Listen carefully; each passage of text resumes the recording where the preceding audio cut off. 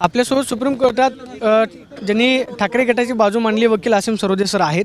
Sir, आज कोर्टाने नक्की काय सांगितलेलं आहे? ऑगस्टमध्ये या सगळ्या प्रकरणाचा निकाल जो आहे तो लागणं अपेक्षित आहे का? ऑगस्टमध्ये जर सुनावणी झाली तर ती कायमस्वरूपी निकाल देणारी सुनावणी असणार आहे आणि त्यामुळे मला असं वाटते की लवकरात लवकर याची सुनावणी झाली पाहिजे.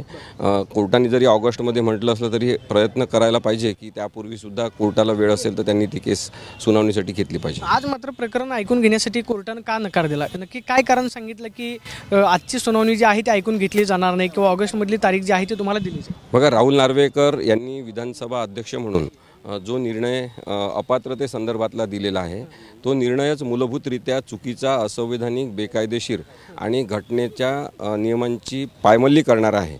त्यामुळे त्या अपिलासोबतच सिम्बॉलच्या संदर्भातलं पिटिशनसुद्धा ऐकलं जाईल. हे जे सर्वोच्च न्यायालयाने सांगितलं ती अत्यंत चांगली भूमिका आहे असं मला वाटते, कारण की संपूर्ण विषय एकदाचा निकालात लागेल. म्हणजे सुप्रीम कोर्टाच्या आजच्या निर्णयामुळे तुम्हाला दिलासा मिळाला असं म्हणायचं?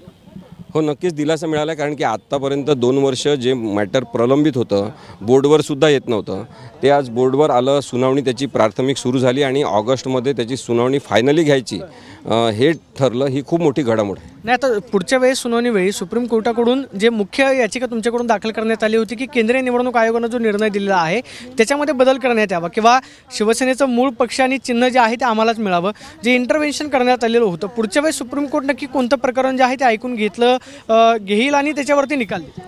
नाही बघा, अपात्रतेसंदर्भात राहुल नार्वेकर यांनी जो निकाल दिलेला होता तो निकाल पूर्णपणे चुकीचा आणि असंविधानिक आहे.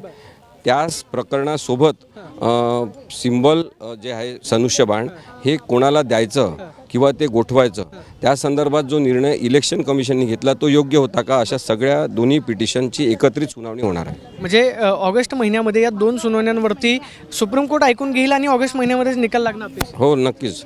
मात्र तुमच्यावरती आक्षेप घेण्यात आला की 2 वर्ष तुम्ही कोर्टामध्ये आले नाहीत किंवा इंटरव्हेन्शन केलं नाही. आत्ताच नक्की का असा शिंदे गटाच्या वकिलांकडून आक्षेप घेण्यात आला? आगामी स्थानिक स्वराज्य संस्थेच्या निवडणुका तोंडावरती आहेत, त्याआधी हे सगळं लागणं अपेक्षित आहे. सगळे ज्येष्ठ वकील आहेत, त्यांना इंग्लिशमध्ये लर्नेड ॲडव्होकेट्स असं म्हणतात. त्यांना हे माहिती पाहिजे की अशा पद्धतीचे ठोसळ असे ठिसूळ प्रकारचे युक्तिवाद करणं, रस्त्यावर उभं असल्यासारखं बोलणं हे योग्य नाही. कारण की आपल्याला सगळ्यांना हे माहिती आहे की जेव्हा लोकसभेचं नोटिफिकेशन निघते निवडणुकीचं, तेव्हा निवडणुकीच्या काळामध्ये निवडणूक प्रोसेस डिस्टर्ब करता येत नाही असे अनेक निर्णय आहेत. मग लगेच विधानसभेचं नोटिफिकेशन निघालं आणि त्या काळामध्ये कोणत्याही प्रकारची सुनावणी होऊ शकली नाही सिम्बॉलबद्दलची, कारण की तसं लावून घेताच येत नाही प्रकरण. त्यामुळे हा आरोप जो आहे हा चुकीचा आहे, अनावश्यक आहे की काही झोपा कोणी काढत नव्हतं. इथे ज्या अर्थी अपील दाखल केलेलं आहे त्या अर्थी त्या पक्षाची म्हणजे शिवसेना मूळ पक्ष जो उद्धव ठाकरे चालवतात त्यांची इच्छाच आहे की लवकरात लवकर हे प्रकरण संपलं पाहिजे, त्यासाठीच ते आहे. मग तारखा लावून घेण्यासाठी पण विशेष प्रयत्न करावे जे लागतात सर्वोच्च न्यायालयामध्ये, ते आपलं सगळ्यांचं दुर्दैव आहे. त्यामुळे त्यांनी पद्धत बदलली पाहिजे.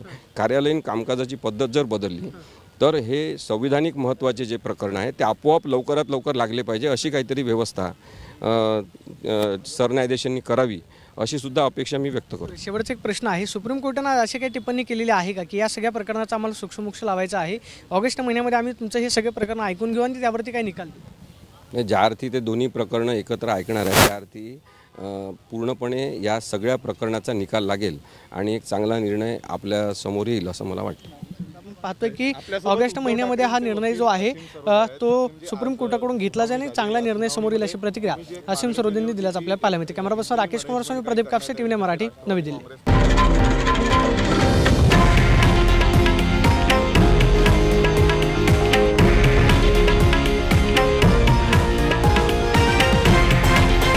हे आहे देशातील नंबर 1 न्यूज नेटवर्क आणि आपण पाहत आहात TV9 मराठी, एकमेव.